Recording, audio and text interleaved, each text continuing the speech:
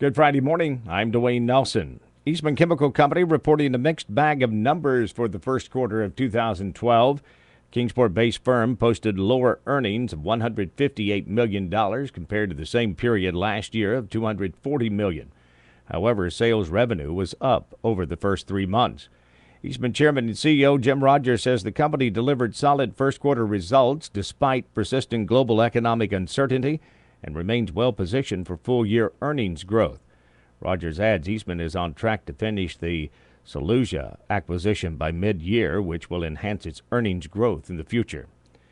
Virginia State Police investigating the death of an inmate at the Southwest Virginia Regional Jail in Duffield. According to the Department of Corrections officials, 42-year-old Jeffrey Kilgore and 21-year-old Shannon Bellamy got into an altercation yesterday in a cell block at the lockup. Kilgore died following the fray. No weapons appeared to have been used during the fight. Charges are pending, and that investigation is being treated as a homicide. Kingsport Republican Ben Malakote has kicked off his campaign for Tennessee's 2nd House District.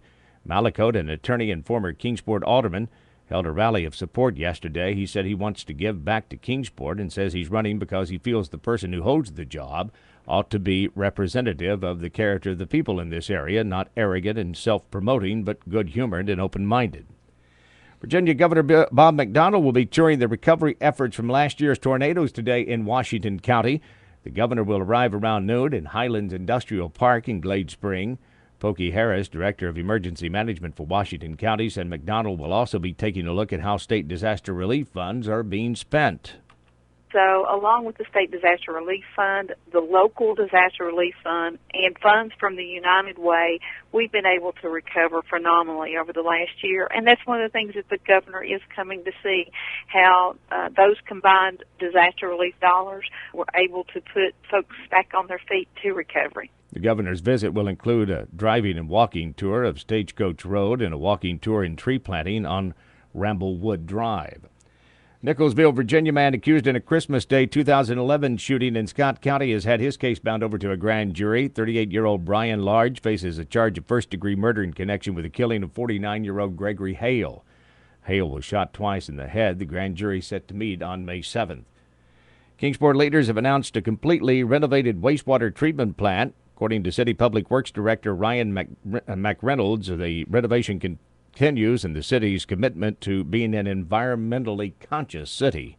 We can assure the citizens of Kingsport that we're taking a very urban issue, the treatment of their waste product, and providing a very clean water back into the South Fork of the Holston and dealing with all the issues that are associated with that waste product. The new facility features 3 unique concepts to improve the environment. Instead of using chlorine as a disinfectant, the city now uses ultraviolet light. Also, methane gas is captured in a new anaerobic digester.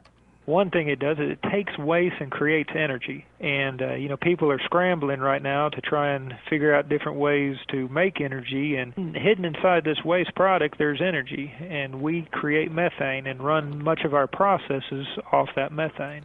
In addition, the facility is now capable of treating 16 million gallons of waste per day, up from 12.4 million gallons in the past. I'm Dwayne Nelson. Have yourself a great Friday.